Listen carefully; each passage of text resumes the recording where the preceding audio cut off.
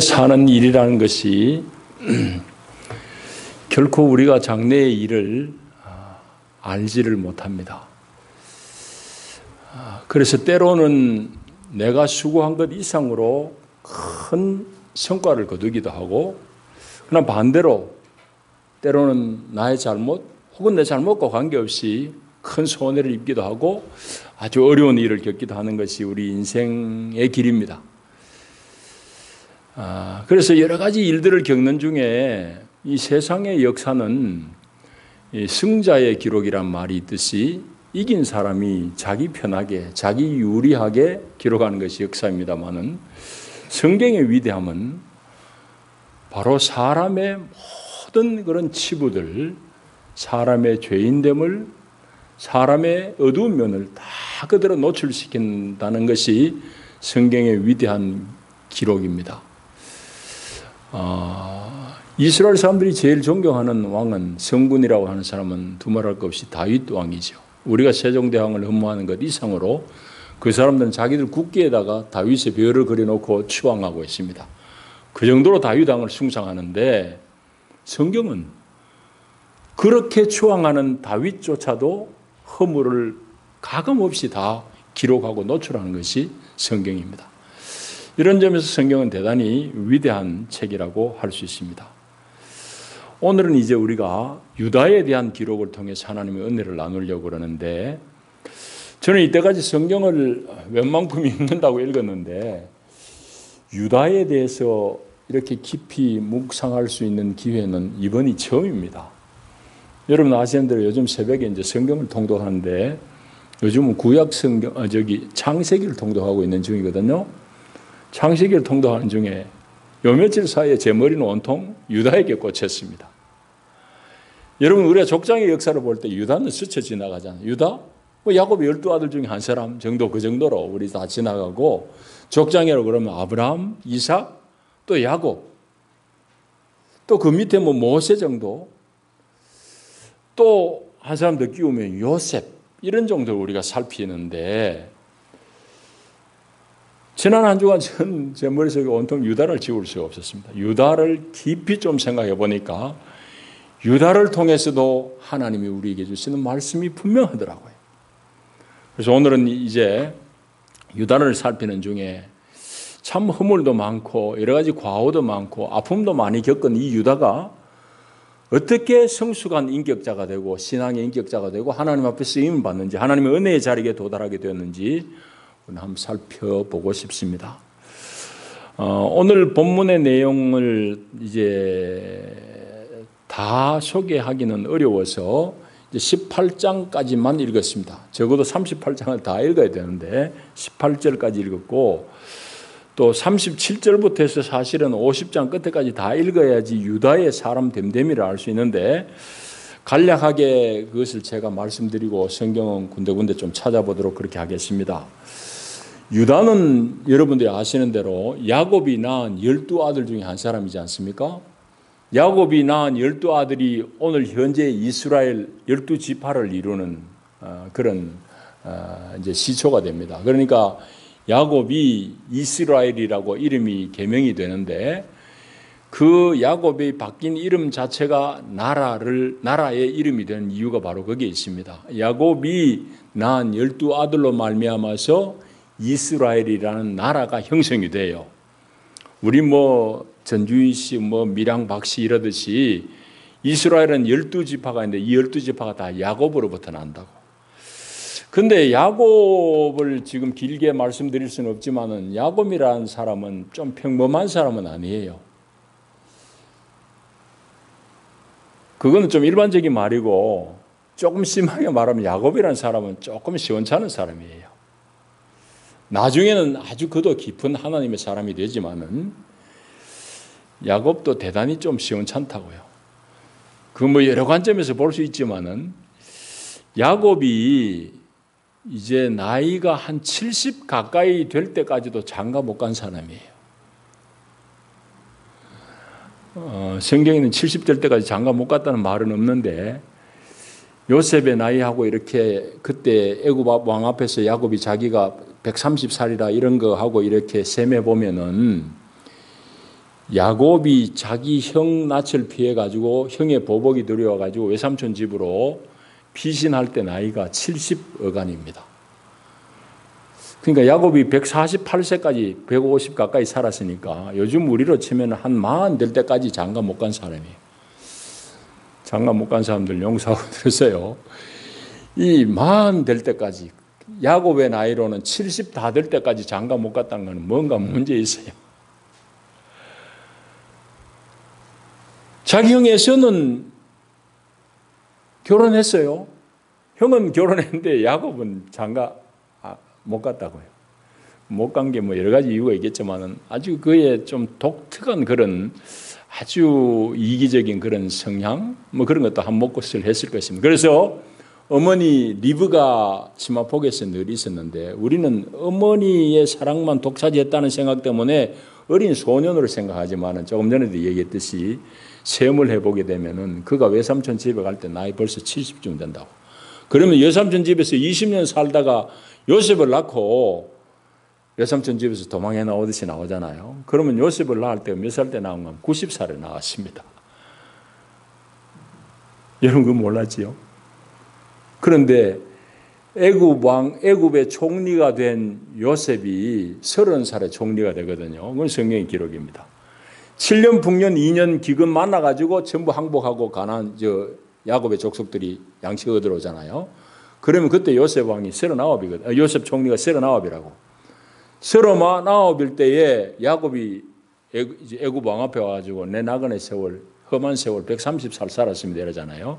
그러니까 그걸 세며보면 한 90살쯤에 이 야곱이 요셉을 낳았다. 그러니까 요셉이 얼마나 이쁘겠어요. 그 전에 물론 내 아들 낳기는 아들 많이 낳았어요. 열 아들 낳긴 낳았지만 다 별로 자기가 좋아하지 않은 레아라는 부인에게서 낳았고 또 첩들로부터 자식들 낳고 자기가 처음부터 마음에 든 처자는 외삼촌 집에 라헬이에요. 근데 라헬을 얻어가지고 장가 간다고 들었는데 보니까 첫날 밤 자고 나서 보니까 레아잖아요. 그 얘기 길게 할 수는 없습니다. 하여튼 외삼촌도 큰딸 먼저 이 시집 보내야 되는 그런 부담 때문에 라헬이라고 속이고는 큰딸을 이 신방에 들여 넣어가지고 이제 야곱의 이제 일이 시작이 됩니다. 그래서 별로 원치 않는 결혼을 해가지고 7년 봉사하고 또 라헬을 얻으려면 7년 더 일해라. 하여튼 14년 일해가지고 야곱이 외삼촌으로부터 드디어 마음에 든 라헬을 부인으로 만나. 그 부인 라헬로부터 난 첫 아들이 요셉이야. 그 나이가 세매보면 한 90쯤 되니까 얼마나 귀하겠습니까? 그래가지고는 야곱이 드디어 요셉을 낳고는 내가 외삼촌 집에서 나와야 되겠다. 그래가지고 제대로는 못 나올 것 같으니까 야밤에 이제 도주하잖아요. 그게 이제 성경 기록입니다. 그러니까 우리는 이제 야곱이 11번째 아들 요셉을 얘기할 때 늘 꽃가 옷 입고 채색 옷 입고 있는 소년으로만 생각하지만 오늘 이게 38장의 이 장면도 요셉의 나이로 치면은 27살쯤 됩니다. 이 30살에 총리가 되니까 2년 감옥 생활하다 총리 되거든요. 그러니까 대충 세매 보면은 한 27살쯤 돼요. 그런데도 불구하고 27 다 큰 청년이잖아요. 그런데 아버지 야곱은 10아들 다 들로 내보내. 들어가서 농사 지어라. 그 사람들 농사는 이제 양치고 소치고 낙타 치는 거니까 목지고 하는 거니까. 야곱이 아들들 다 내쫓아가지고 농사 지으라고 이제 내보냈는데 요셉은 나이가 지금 30 다 된 아들이에요. 우리 자꾸 소년이라 생각하면 안 됩니다. 벌써 청년이에요. 요셉은 다 컸는데도 불구하고 아버지는 덜에 내보내기 싫어. 왜? 자기가 있고 싶으니까. 그래가지고 요셉을 늘 자기 품 안에 키우고 야곱이 특별하게 총리를 하고 이러는 자식인데 이제 아들들이 이 양떼들 몰고 소떼 몰고 멀리 이제 목축하러 나갔으니까 어느 날 아버지 야곱이 37장을 지금 내가 여러분들이 간략하게 얘기하고 있는 중이에요. 앞장을. 야곱이 아버지가 요셉 보고 네 형들 농사 잘하고 이제 농땡이 한 피운지 한번 보고 오느라 이런 내보내요. 그래가지고 요셉이 이제 갑니다. 소년 요셉이 아니에요. 청년입니다. 요셉이 가는데 형들이 멀리서 보니까 옷이 다르잖아요. 그 당시에 뭐 염색하면 옷이 귀할 때니까 채색 옷을 입고 오니까 저놈 저거 우리 미워하는 동생이다. 꼼쟁이 온다. 그래서 형들이 그냥 입이 이만큼 나와가지고 저 다 컸는데도 말이지 우리 같이 일도 안 시키고 아버지는 저놈은 그냥 내 호사한다고 그래가지고 그냥 형제들이 질투가 그냥 머리를 끝까지 치솟습니다. 그래가지고 저놈 죽여버리자 이래 합의를 해요. 그러니까 제일 장남이 이제 르우벤이잖아요. 레아에게서 난 제일 큰 아들이 르우벤이가 르우벤이 그래도 육체로 몸으로 난 서열로 하면은 제일 먼저 난 자식이야. 그러니까 르우벤이 이거 기가 찹니다. 까딱 잘못하다가 아우 잃어버리겠거든. 그것도 그냥 다른 일이 아니고 동생들 형제들이 손에 죽게 돼 있으니까 르우벤이 형제들을 이제 말하자면 달래가지고 우리가 죽일 수 있느냐? 그냥 웅덩이 빠뜨리자. 그럼 죽든지 살든지 우리 손으로 안 죽이는 거 아니냐? 그래가지고는 이제 물 없는 웅덩이 빠뜨렸어요. 그 다음에 이제 르우벤도 자기 양떼 치러 가는 사이에 보니까 유다가 마음에 또 이게 뭐 좀 찜찜해요. 저거 시간 문제지 있으면 이제 이 광야에서 목말라 죽든지 뭐 배고파 죽든지 죽을 일은 뻔한데 동생들은 하도 화가 나 있으니까 다른 형제들은 그래서 유다 생각에 이놈 팔아버리자 이러면은 그래도 죽는 것보다 안 낫겠나 싶어가지고 유다가 제안하는 것이 37장 뒷부분에 보면은 우리가 우리 손으로 죽일 수는 없지 않느냐. 여기 지금 애굽으로 장사하는 장사꾼들 낙타 타고 다니는데 저 사람들한테 우리 팔아버리자. 그래가지고 형제들이 이제 동의를 얻어가지고 팔아버려요. 대상들에게 팔아버립니다. 그래가지고는 요셉은 애굽의 종으로 팔려나가게 되고 형제들은 이 변명을 해야 되니까 요셉의 옷을 벗겨가지고는 그 채색 옷에다가 염소피, 양피를 좀 묻혀가지고는 아버지한테 돌아와가지고 거짓말합니다. 우리가 오다 보니까 이 옷이 있는데 피 묻은 옷이 있는데 이거 우리 동생 거 아닙니까? 아버지가 거기서 기겁을 합니다. 그래서 이제 37장 뒤에 보면 아버지가 식음을 전폐해요. 그래서 37장 35절 보시면은 그의 모든 자녀가 위로를 해요. 34절 보면은 야곱이 자기 옷을 찢고 굵은 배로 허리를 묶고 오래도록 그의 아들을 위하여 애통하니 그의 모든 자녀가 위로하되 그가 그 위로를 받지 아니하여 이르되 내가 슬퍼하며 스올로 내려가 아들에게로 가리라. 내 죽어버려야 되겠다 이 말이죠. 아들 내 사랑하는 아들 죽었는데 살아서 뭐하노 이 말이죠. 음부로 내가 내려가 내 아들한테 갈란다 이 말이죠. 아버지가 그냥 뭐 울고 불고 완전히 식음을 전폐하고 사람이 넋이 나가버렸어요. 36절 그 미디안 사람들은 대상들은 그를 애굽의 바로의 신하 친위대장 보디발에게 팔아버리니까. 자, 38장 1절 우리가 읽은 게 바로 그 말입니다. 그 후에 유다가 자기 형제로부터 떠나 내려가서 아둘람 사람, 이 가나안 도성이에요. 아둘람 사람 히라를 친구 삼아가지고 거기에 살다가 수아의 딸을 아내로 삼고 동침했다는 것이 38장의 시작입니다. 그 후에라는 건 어떤 후회지요? 자기 아버지의 식음을 전폐하고 정신 다 나가버리고 실생한 사람 같이 사는 것을 보고 야곱이 도대체 그 꼴을 볼 수가 없어요. 이제 유다가 왜? 결국은 자기가 죽음에서 면하자 하긴 했지만은 아버지 꼴을 보면은 저거 지금 자기가 한 짓이야. 자기가 동생을 팔아먹자 해가지고 팔은 결과로 아버지는 동생 요셉이 죽은 줄 알고 식음 전폐하고 넋을 잃고 살고 있으니 그 모양을 보고 살기가 어렵잖아요. 그래가지고 자기 아버지와 형제들에게서 떠나 나온 겁니다. 유다가 마지못해서 나온 거예요. 그래 나와가지고 친구도 사귀고 히라라는 친구 절친도 사귀고 부인은 이름은 나오지 않는데 장인은 나와요. 그 가나안 사람 수아라는 사람 그 장인이 수아인데 그 사람의 딸을 데려다가 이제 마누라 삼고 동침해서 아들 셋을 낳아요. 큰아들이 엘, 그나안, 그 다음에 오남, 마지막에 셀라입니다. 큰아들이 장성해가지고 며느리를 봤는데 그 며느리 이름이 다말이에요. 그 얘기 이제 짧게 얘기하자면은 이렇습니다. 이제 그 사람들이 제도를 알아야 되고 예수님도 이제 당시에도 이런 제도가 있었는데요. 우리나라에도 옛날에 이런 게 있었어요. 형이 죽고 후손이 없으면은 아우가 그 형수와 합방을 해가지고 형의 대를 이어주는 것. 우리 역사책에는 그 형사취수제라고 배웠습니다. 옛날 우리 고조선 때 우리도 있었어요. 그런데 이 성경을 보면 예수님 당시에도 그게 있었다고. 그 얘기 지금도 바로 그런 모습이에요.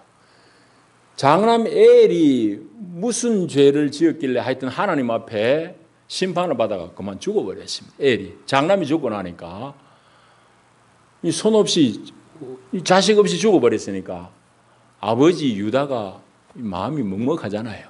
그래서 대를 이어야 되겠는데 하고는 둘째 아들 오난을 시킵니다. 이만 하니까 우리 법도대로 하면 네가 형수하고 합방을 해서 죽은 형의 대를 이어줘야 되는 것이 우리 법도다. 네가 그렇게 하거라. 예, 알았습니다, 아버지. 이러고는 오난이라는 놈이 형하고 합방을 했네. 형수하고 합방을 했는데 합방을 한 날 머리를 굴리니까 어떤 계산이 나오는가 하면은 저 형 집에 자식이 없어야지 내가 유산을 더 받는데 형 집에 저 대가 이어지면은 자기 유산이 적어지는 거예요. 자기 새끼 유산이 적어진다. 계산이 없으니까 그만 형수에게 씨를 안 주고 그냥 나쁜 짓을 했다 이 말이에요. 그게 하나님 앞에 또 진노를 사가지고 둘째 아들 오난까지 또 죽어버려요. 자, 그러면은 아버지 유다의 입장에 봐서는 큰아들 죽고 얼마 있다 둘째 아들 또 죽어버렸습니다. 참 어려운 일이죠.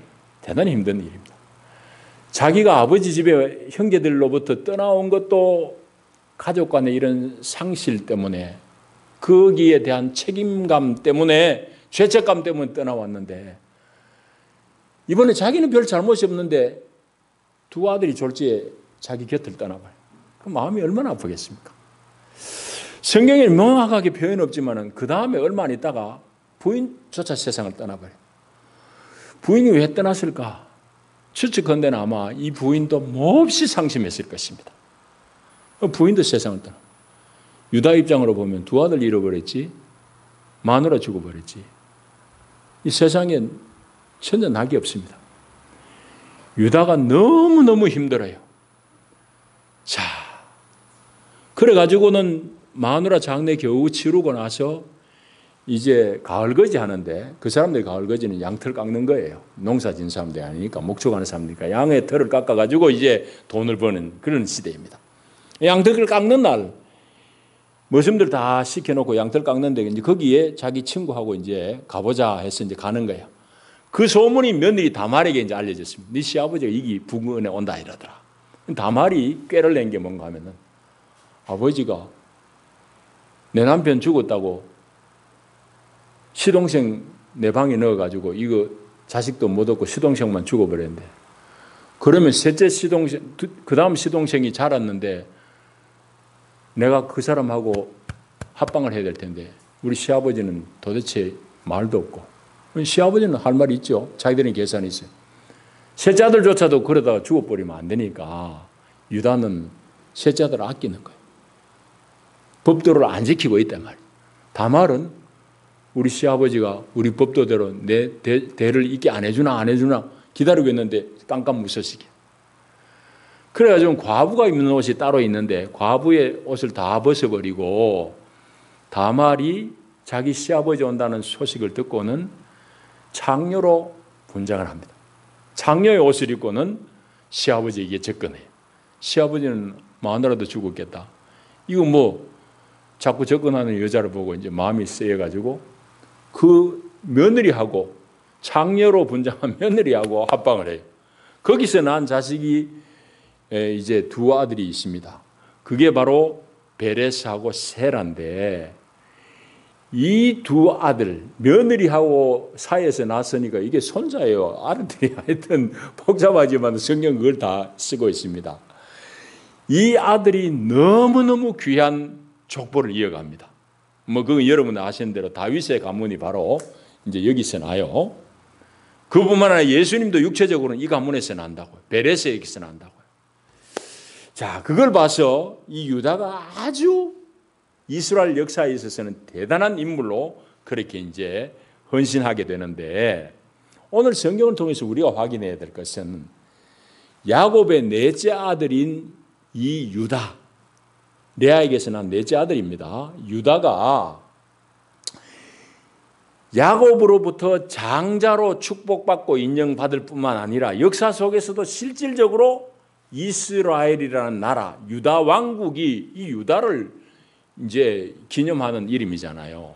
이스라엘이라고 할 때는 야곱을 기념하는 거지만은 남북이 갈라지고는 남쪽이 유다라고 그러잖아요. 유대 왕국이라고. 그거는 유다를 이렇게 기념하는. 우리는 유다의 후손이다 이 말이지. 유다 지파에서 나오기 때문입니다. 그러니까 유다가 아버지 야곱으로부터 장자로 인정받을 뿐만 아니라 실질적으로 역사 속에서 오늘 이스라엘의 근간을 이룬 그런 장자의 가문을 이루게 된 배경이 뭐냐? 우리 그걸 살펴봐야 돼요. 조금 전에 말씀했듯이 다윗도 여기도 나고 예수님도 여기서 나잖아요. 이 며느리하고 어떻게 해가지고 난 이 후손을 통해서 예수님이 다윗이 거기서 난다고. 그것뿐만 아니고 방금도 얘기한 대로 야곱이 죽기 전에 12아들 다 축복하잖아요. 야곱이 그때는 영적으로 아주 성한 사람입니다. 대단히 영적으로 아주 분별력이 육체는 쇠했지만은 그 12아들 다 축복하는데 그 축복대로 된 거예요. 그만큼 영안이 밝아졌는데 야곱이 마지막 노년의 자식들을 축복할 때 유다를 어떻게 장자로 축복하느냐 우리 성경 한번 찾아보겠습니다. 49장을 한번 넘어가 봐요. 뒤에 49장 8절 제가 읽겠습니다. 유다야 너는 내 형제의 찬송이 될지라 내 손이 내 원수의 목을 잡을 것이요 내 아버지의 아들들이 내 앞에 절하리라. 네 형제들 후손들이 네 앞에 절한다 이 말이죠. 그뿐만 아니라 10절에 보십시오. 규가 유다를 떠나지 아니하면 이 규란 것은 임금의 지팡이 통치의 상징입니다. 규가 유다를 떠나지 아니하며 통치자의 지팡이가 그 발 사이에서 떠나지 아니하기를 실로가 오시기까지 이르리니 그에게 모든 백성이 복종하리로다. 그럼 야곱이 유다를 흠뻑 축복하고 장자 이상으로 축복한다고. 그 역사 속에서 성취가 되는 거예요. 자, 그러면 우리가 질문이 있습니다. 무슨 질문이냐? 유다는 지금 방금 본 대로 야곱의 12아들 중에 넷째예요. 그것도 별로 보기 싫은 레아라는 첫 부인 소가가 결혼한 레아에게서 난 자식이야. 야곱은 별로 유다에 대해서 애착이 안 갔습니다. 애착이 간 것은 조금 전에 말씀드렸듯이 정말 사랑하는 라헬이라는 부인에게서 난 요셉이야. 그 라헬이 요셉을 낳고 유다가 야곱이 외삼촌 집에서 이제 몰래 도망 나오듯이 나오다가 가나안으로 돌아오는 길에서 부인 라헬이 사랑하는 라헬이 막내 베냐민 낳다 죽어버리잖아요. 다행히 아들은 살았어요. 그 베냐민이야. 자, 그러니까 유다가 야곱의 넷째 아들인데 어떻게 장자의 축복을 누렸고 실질적으로 역사 속에서 그렇게 기여했느냐 이 말이죠.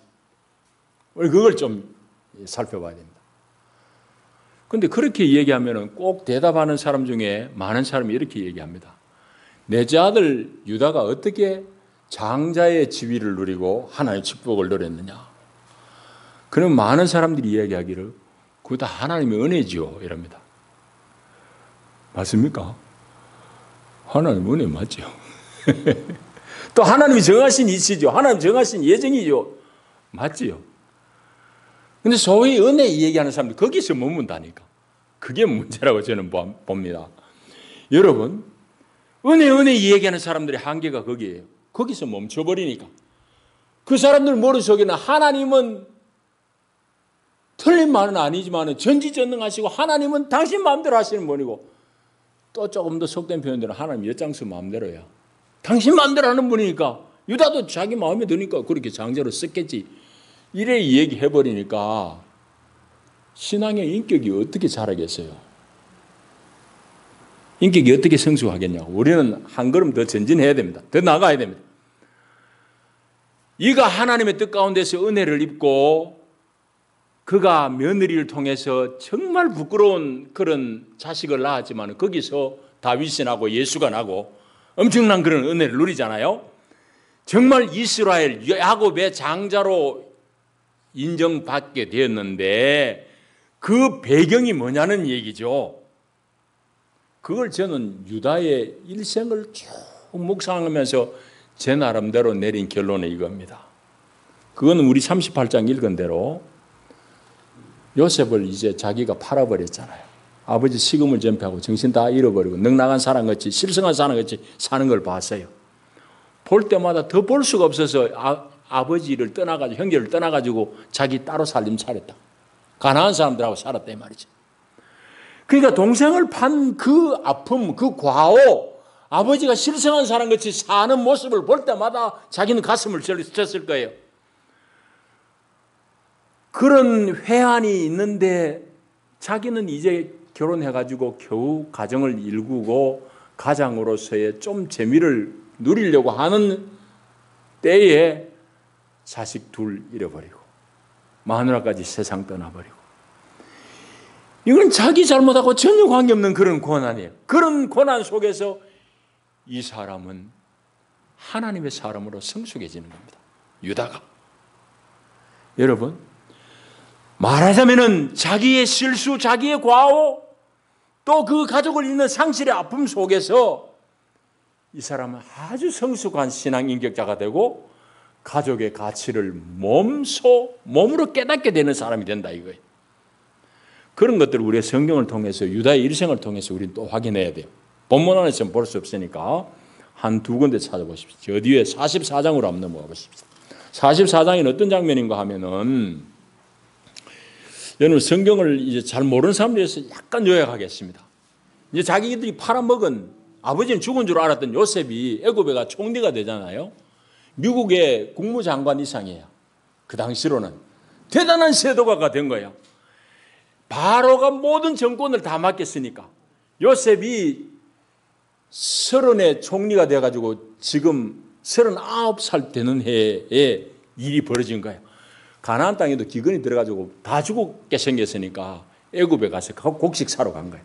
오고 가고 중간에 생략하고, 요셉은 형들이 도대체 어떤 사람들인가 너무너무 괘씸하잖아요. 자기 팔아가지고 그 서러운 세월 다 겪고 이제 총리가 됐지만은 형들이 아직까지 용서가 안 돼. 저 인간들이 도대체 어떤 사람인가 확인하고 싶기도 하고, 중간에 여러 과정들을 생략하고, 베냐민을 하여튼 아버지 야곱이 안 보내려고 아버지가 그냥 악을 썼어요. 왜? 자기 사랑하는 아내 라헬에게서 난 요셉도 광야로 보냈다 죽어버렸는데 아버지는 그렇게 지금 생각하고 있잖아요. 사실은 안 죽고 총리가 됐는데도 아버지는 죽은 줄 알아. 그런데 그 사랑하는 아내 라헬에게서 난 거 한 놈 남았어요. 베냐민. 이거 데려와야지 양식 주겠다 그러니까 야곱은 이거 줄 수도 있고 안 줄 수도 있고, 안 된다. 베냐민은 안 된다. 요셉이 이랬는데 베냐민까지 또 이러면 나 진짜 못 산다. 형들이 막 아버지 설득한다고 애를 먹었어요. 그래서 결국은 베냐민을 보냈어요. 양식 굶어 죽게 돼 있으니까. 베냐민이 왔는데 요셉은 형제들을 시험해 보려고 다 양식을 각각 낙타에 다 실어주면서 베냐민의 곡식 자루 속에는 자기가 아끼는 은잔을 숨겨 넣었어요. 신하를 물론 시켰지. 그래가지고는 다 양식 얻어가지고 가는데 뒤쫓아가지고 너희놈들 우리 총리가 점칠 때 쓰는 귀한 은잔을 훔쳐갔구나. 내놔라. 우리가 안 그랬는데요. 뒤져보자. 다 뒤져보니까 11형제 중에서 베냐민, 하필 베냐민의 곡식 자루 속에 이 은잔이 나왔으니 사시나무 떨리시다는 거야. 그래 다 잡혀와가지고는 총리가 이 은잔 내 아끼는 걸 가져가는 이놈은 내 종으로 삼아야 돼. 인질로 삼아야 되겠다. 이놈을 두고 너희들은 가도 좋다. 다른 형제들이 그냥 뭐 큰일 났잖아요. 그런 상황에서 실질적으로 책임을 지고 나온 사람이 누구냐? 바로 유다예요. 그게 이제 44장 33절에 나와요. 33절 읽습니다. 이제 주의 종으로, 이건 유다가 하는 말입니다. 유다 자신을 주의 종이라고 해요. 주의 종으로 그 아이를 베냐민을 대신하여 머물러 있어 내 주의 종, 총리 당신의 종이 되게 하시고 그 아이는 형제들과 함께 올려 보내주세요. 그 아이가 함께 안 가면은 아버지한테 내가 갈 수 없다고, 내가 염려되기로는 아버지 이제 진짜 죽어버린다고, 그 꼴 내가 못 보겠습니다. 그러니까 죄인은 이 베냐민 대신에 내가 죄값을 치를 테니까 베냐민 올려보내주세요. 올려보내주세요. 그래가지고는 요셉이 형제들을 보고 특별히 유다 형님, 자기 팔아먹은 유다 형님 얼마나 이를 갈았겠어요. 정말 형들 중에서도 제일 미운 유다 형이 오늘 이렇게 자기하고 같은 뱃속에서 난 아우 베냐민을 위해서 자기가 잡혀있겠다, 자기 종하겠다고 그러니까 요셉이 안에 이게 다 엉어리가 다 풀리는 거예요. 다 풀려. 거기서 울고 불고 숨어 울다가 안 돼가지고는 신하들 다 내보내고, 아이고 형님, 내가 바로 당신들 팔아먹은 요셉이요 하고는 거기서 외워하잖아요.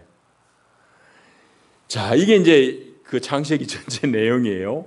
자, 그러면은 요셉이 정말 장자로 인정된, 유다가 장자로 인정되어진 배경,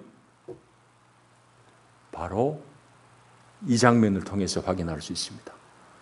총리 요셉이 베냐민을 인질로 잡았을 때, 절도 혐의로 인질로 잡았을 때에 자신이 대신 잡혀 있겠다고 책임지는 그런 사람. 그건 뭐예요?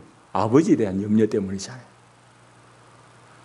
자기 가정이 또 무너져서는 안 되겠다는 그런 염려잖아요. 그만큼 성숙한 사람이 됐어요.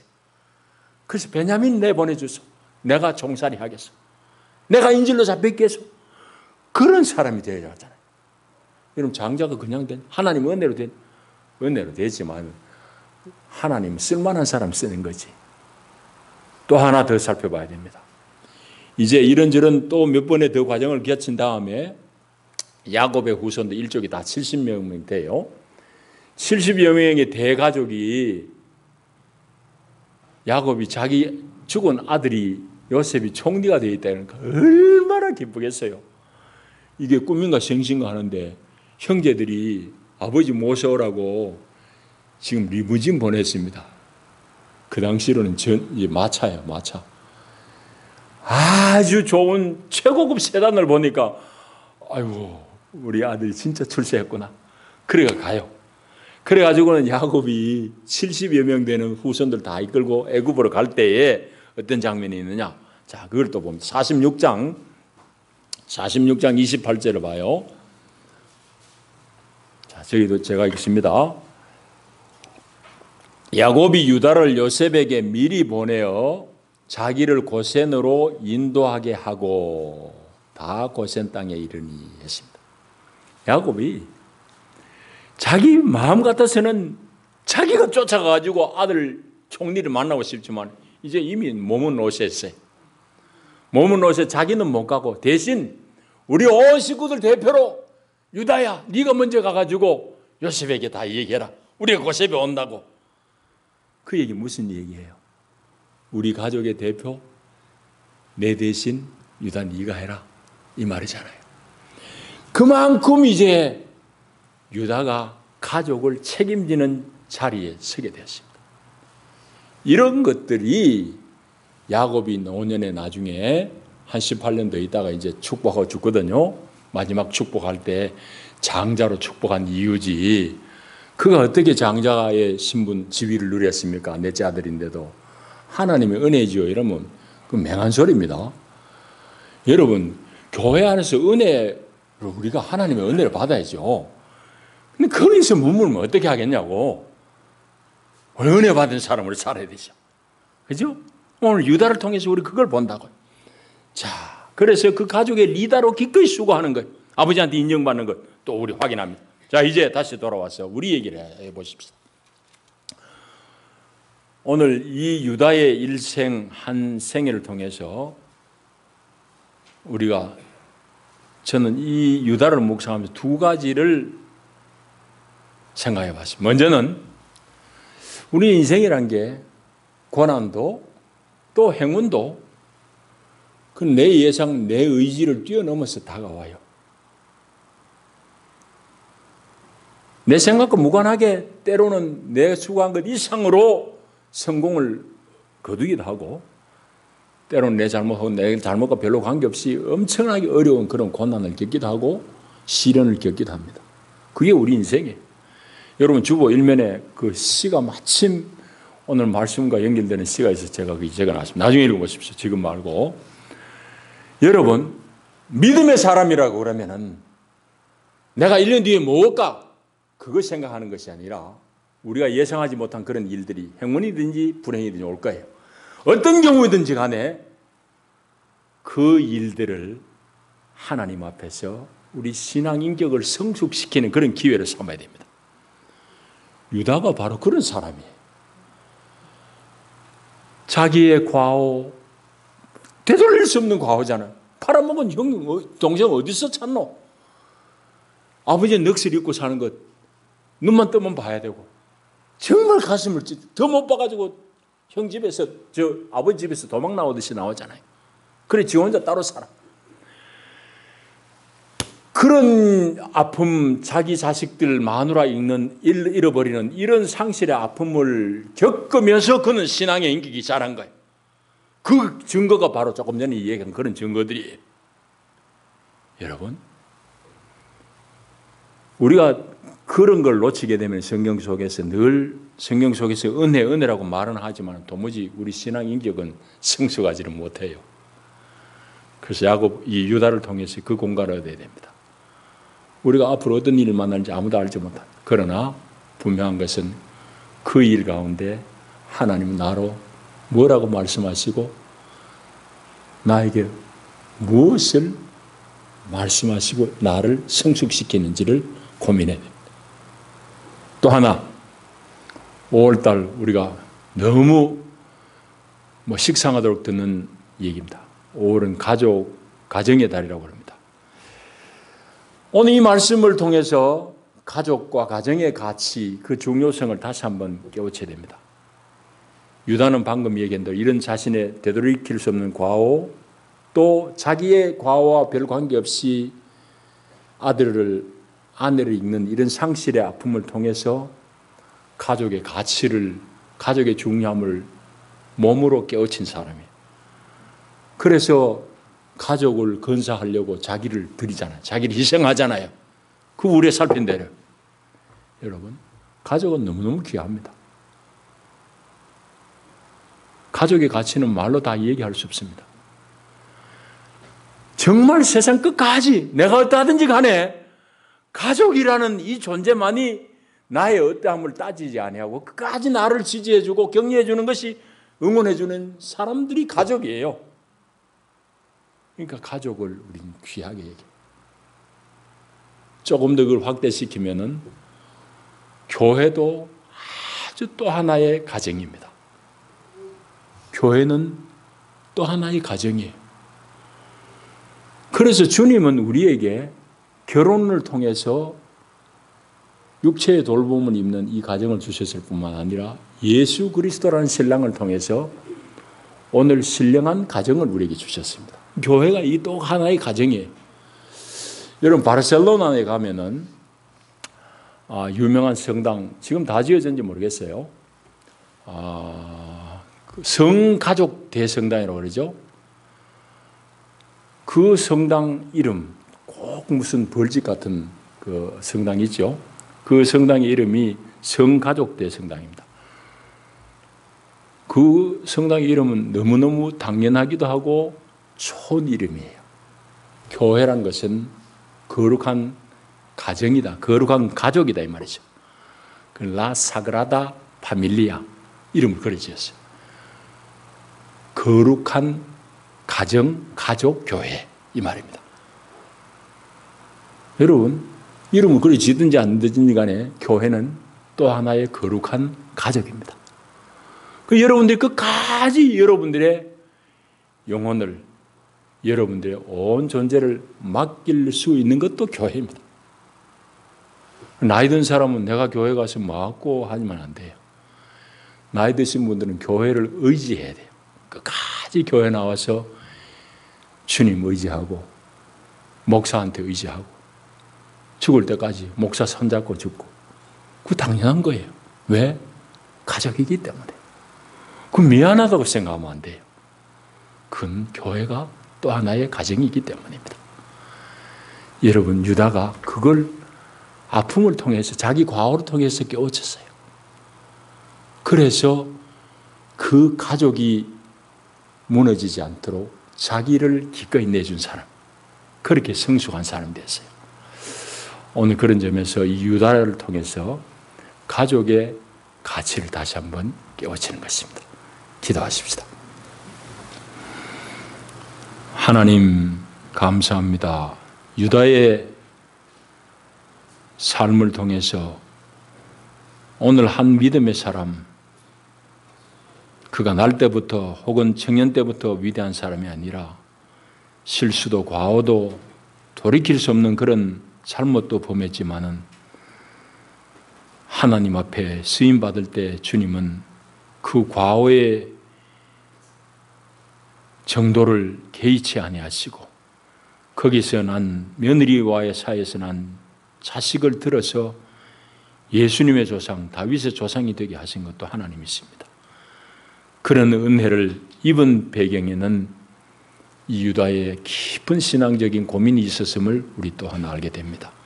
자비하신 주여, 우리가 사는 동안 앞으로 얼마 남은지 모르지만은 어떤 일만 할지 우리 다 알지 못합니다. 알 수도 없는 것이 우리 인생입니다. 그러나 어떤 일을 만나든지 그 가운데 하나님의 뜻을, 하나님의 길을 고민하고 그 길을 쫓게 하여 주시고, 그리하여 하나님이 쓰시는 귀한 사람들로 남게 하여 주시옵소서.